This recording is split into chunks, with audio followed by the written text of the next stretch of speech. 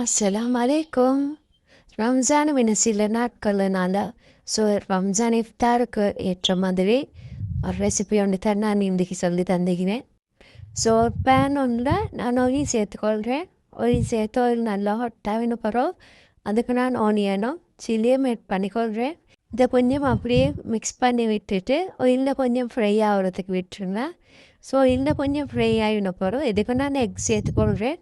So 2 eggs சேர்த்திக்கிறேன். இப்போ நல்லா மிக்ஸ் பண்ணி எடுத்துக்கோங்க. எக்ஸ் ஆனியன் ப்ளஸ் சில்லி எல்லாமே நல்லா மிக்ஸ் ஆகி இது மாதிரி வரும் வரைக்கும் நல்லா மிக்ஸ் பண்ணி எடுத்துக்கோங்க. ஃப்ளேம் பார்த்திங்கன்னா மீடியம் ஃப்ளேமில் தான் வச்சுக்கணும். ஸோ இப்போ இது கொஞ்சம் நல்லா மிக்ஸ் ஆகின பிறகு நான் இதுக்கு வெஜிடபிள்ஸ் சேர்த்துக்கொள்கிறேன்.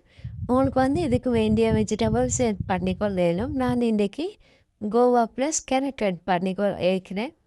ஸோ இதை நான் இதையும் நல்லா மிக்ஸ் பண்ணி எடுத்துக்கோங்க. எல்லா பக்கமும் ஈவனாக மிக்ஸ் ஆகிற வரைக்கும் மிக்ஸ் பண்ணி எடுத்துக்கொண்டு பிறகு நான் இதுக்கு ஸ்பைசஸ் ஆட் பண்ணிக்கொள்கிறேன். ஸோ நான் ஒன்றாவது சில்லி ஃப்ளேக்ஸ், அதுக்கப்புறம் டர்மரிக், அதோட கொஞ்சம் கிமன் பவுடரும் ஆட் பண்ணிக்கிறேன். ஸோ உங்களுக்கு பெப்பரும் ஆட் பண்ணிக்கொள்ளணும்.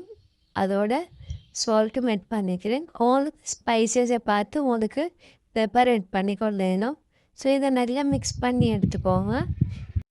சால்ட்டு உங்களுக்கு தேவையான அளவு ஆட் பண்ணிக்கொள்ளணும். அதுக்கப்புறம் நான் இதில் நோட்ஸ் கட்டி ஒன்று போட்டிக்கிறேன், ஸ்மாலில் உண்டு. ஸோ உங்களுக்கு அது ஆப்ஷனல் தான். அப்படி இல்லைன்னா உங்களுக்கு சோயா சாஸில் 1 டீஸ்பூன் ஆட் பண்ணிக்கொள்ளணும். இதை நல்லா மிக்ஸ் பண்ணி விடுங்க. இதுக்கு உங்களுக்கு சிக்கன் ஆட் பண்ணிக்கொள்ளணும். அப்படி இல்லைன்னா உங்களுக்கு சோசேஜஸ், பீஃப் என்ன சரி ஆட் பண்ணிக்கொள்ளணும். ஓகே, ஸோ இது நல்லா வெஜிடபிள்ஸ் எல்லாம் குக் ஆகிற வரைக்கும் நான் கொஞ்சமாக தண்ணி சேர்த்து நல்லா குக் பண்ணி எடுத்துக்கிறேன்.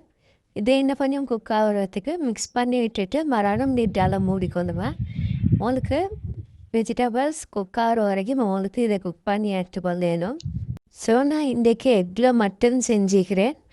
அப்படி உங்களுக்கு வேண்டிய டாப்பிங்ஸ், வேண்டிய வெஜிடபிள்ஸ் போட்டு செஞ்சுக்கணும். அதே மாதிரி இஃப்தாருக்கு பார்த்திங்கன்னா நாங்கள் பொதுவாகவே ஷார்ட்டேஜ் மட்டும் இல்லை, எல்லா டிஷ்ஷஸுமே நாங்கள் இன்க்ளூட் பண்ணுவோம். ஸோ அதே மாதிரி பாஸ்தாஸ், அப்படி இல்லைண்டா ஸ்ட்ரிங் வாப்பர்ஸ், ஷார்ட்டேஜ் எல்லாமே இஃப்தாருக்கு நாங்கள் செய்கிறது. ஸோ அதில் ஃபஸ்ட்டாக நான் பாஸ்தா செஞ்சுக்கிறேன். ஸோ உங்களுக்கு இதுக்கு வேண்டிய டாப்பிங்ஸ் ஆட் பண்ணி உங்களுக்கு செஞ்சுக்கணும். ஓகே, ஸோ நான் இப்போ பாஸ்தா பாயில் பண்ணி வச்சுக்கொள்கிறேன். வெஜ் மிக்ஸ் ஓரமாக வச்சுக்கோங்க, ஃப்ளேம்லேருந்து இறக்கி. ஸோ அதை இறக்கின பிறகு நான் இப்போ பாஸ்தாக்கு தண்ணி சேர்த்துக்கிறேன். உங்களுக்கு பாஸ்தாட அளவுக்கு உங்களுக்கு வாட்டர் ஆட் பண்ணிக்கணும். அதுக்கு கொஞ்சமாக சால்ட் ஆட் பண்ணி இது மாதிரி பாஸ்தாவை போட்டு நல்லா பாயிலாகவே வரும் வரைக்கும் வச்சுக்கோங்க. பாஸ்தாவை ஆட் பண்ணும் போது வாட்டர் நல்லா பாயிலாகி வரணும். அதுக்கு பிறகு தான் நீங்கள் பாஸ்தாவை ஆட் பண்ணிக்கொள்ள வேணும். ஸோ இது மாதிரி நல்லா குக்காகி வந்த பிறகு நீங்கள் ஃப்ளேம் ஆஃப் பண்ணி ஸ்ட்ரெயின் பண்ணிக்க முடியணும்.